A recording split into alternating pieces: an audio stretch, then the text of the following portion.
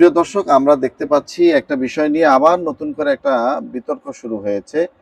আর সেই বিষয়টা হলো কওমি মাদ্রাসায় সরকারি অনুদান নেওয়া না নেওয়ার বিষয় নিয়ে কওমি অঙ্গনের মধ্যেই একটা মানে মানে বিভিন্ন রকম কথা উঠে এসেছে যে সরকারি অনুদান কওমি মাদ্রাসা নিবে কি নিবে না। এ ব্যাপারে আমরা দেখলাম জমিয়তে ওলামায়ে ইসলাম থেকে নির্বাচন করেছিলেন বিএনপির সাথে আমাদের জুনায়েদ আল হাবিব সাহেব। আর এই জুনায়েদ আল হাবিব বলার চেষ্টা করলেন যে কওমি মাদ্রাসায় সরকারি অনুদান নেওয়া উচিত নয়। এ ব্যাপারে তিনি দ্বিমত প্রকাশ করেছেন। আর যেহেতু তিনি দ্বিমত প্রকাশ করেছেন, এটা অবশ্যই তার একার মত নয়, অবশ্যই তার সাথে আরো লোকজন আছে বা তার কিছু সমর্থক আছে বা তাদের মতের কিছু মানুষ আছে।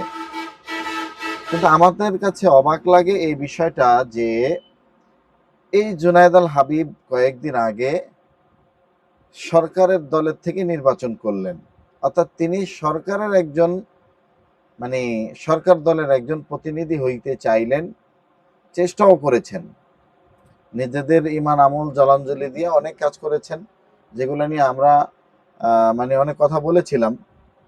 কিন্তু যেই লোকটা সরকার দলের এমপি হইতে চাইলো, সেই লোকটা আবার সরকারের অনুদান নিতে আবার কওমি মাদ্রাসার ব্যাপারে তিনি মত প্রকাশ করলেন কেন, যে সরকারি অনুদান নেওয়া উচিত নয়। এর মাধ্যমে আমরা একটা বিষয় মনে হয়, সেটা হলো যে ওই যে বিড়াল যখন, আমাদের গ্রামের ভাষায় বলে, বিড়াল যখন সিক্কা লাগুর পায় না, অর্থাৎ ওই যেই তাকের উপরে মাছ আছে বা খাবার আছে, ওই খাবার যখন লাগুর পায় না, তখন বিড়াল বলে যে এটা আমার জন্য হারাম। যখন দেখে যে সুবিধা আছে নেওয়ার মতো, তখন কিন্তু বিড়াল তার সর্বোচ্চ চেষ্টা চালিয়ে সেটা নেওয়ার চেষ্টা করে, নিতে পারুক বা না পারুক সেটা পরের বিষয়। তো জুনায়েদ আল হাবিব সাহেবের অবস্থা হয়েছে এখন এমন, তিনি সরকার দলের থেকে নির্বাচন করে এমপি হইতে চাইলেন, সরকারের খাস লোক হয়ে গেলেন, আর সরকার এখন এত খারাপ হয়ে গেল, সরকারি অনুদান কওমি মাদ্রাসায় নিতে পারবে না। এটা কেমন কথা? তো যাই হোক, আমাদের মতামত হইল, দেশের একজন সচেতন নাগরিক হিসাবে, যেহেতু কওমি মাদ্রাসা এটা দেশের একটা সম্পদ, কওমি মাদ্রাসার ছাত্র যারা আছে তারাও এ দেশেরই সম্পদ, তারা পড়ালেখা শিখে দেশের উন্নয়নেই কাজ করবে, আর কাজ করবে সেইভাবেই তাদেরকে গড়ে ওঠানো উচিত।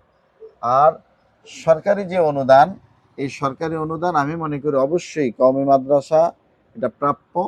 রাষ্ট্রের একজন নাগরিক হিসাবে, রাষ্ট্রের জনগণ হিসাবে সরকারি অনুদান আসলে এটা নিবে, এটাই স্বাভাবিক, এটা নিতেই হবে। তবে হ্যাঁ, সরকারকে সতর্ক করা চাই যে আসলে আপনারা যে অনুদান দিবেন কওমি মাদ্রাসায়, এই অনুদান দিতে গিয়ে খবরদার ভুলেও যেন কওমি মাদ্রাসার উপরে কর্তৃত্ববাদী যে একটা আচরণ, এটা যেন না করা হয়। যদি এটা করেন, আগের থেকেই সতর্ক করা যে এটা আমরা কখনো বরদাস্ত করবো না, মেনে নিব না। দেশের নাগরিক হিসাবে আপনারা দেশের একটা বরাদ্দ আপনারা রাখতে পারেন কওমি মাদ্রাসার উপরে, যাতে করে কওমি মাদ্রাসা মানে ওই যে সাধারণ মানুষমুখী না হয়ে পড়ে। রাষ্ট্র যেন কওমি মাদ্রাসার সাথে ভালো আচরণ করে, কওমি মাদ্রাসার ছাত্রদের সাথে ভালো আচরণ করতে পারে, ভালো ভূমিকা রাখতে পারে, এ ব্যাপারে সরকার ভূমিকা নিতে পারে। এটা খারাপ কিছু নয় বলে আমরা মনে করছি। কিন্তু যারা বলছেন সরকারি অনুদান নেওয়া উচিত নয়, অথচ তাদেরকেই দেখলাম তারা সরকার দলের এমপি মন্ত্রী হওয়ার জন্য কত কিছু করলেন। আসলে এখন বিষয়টা হলো, আমরা চাই সরকার যেন কওমি মাদ্রাসার উপর একটা বরাদ্দ রাখে। এদেশে যদি হিন্দুরা বরাদ্দ পেতে পারে, মন্দিরে বরাদ্দ পেতে পারে, পেগোড়ায় বরাদ্দ পেতে পারে, তারপরে গির্জায় বরাদ্দ পেতে পারে, তাহলে কওমি মাদ্রাসা তারা কি ভাইসাইছে? তারা অনুদান নিতে পারে না রাষ্ট্রের? অবশ্যই পারে, আমি মনে করি নেওয়া উচিত। এজন্য যারা এটার বিরোধিতা করে, আমরাও তাদের এই বিরোধিতার তীব্র নিন্দা ও প্রতিবাদ জানাচ্ছি। প্রিয় দর্শক, ভিডিওটা শেয়ার করে অন্যান্য ভাইদেরকে দেখার সুযোগ করে দিবেন। আজকের এই ভিডিও পর্যন্ত, দেখা হবে, কথা হবে নতুন কোনো ভিডিওতে। ততক্ষণ ভালো থাকবেন, সুস্থ থাকবেন। আল্লাহ হাফেজ।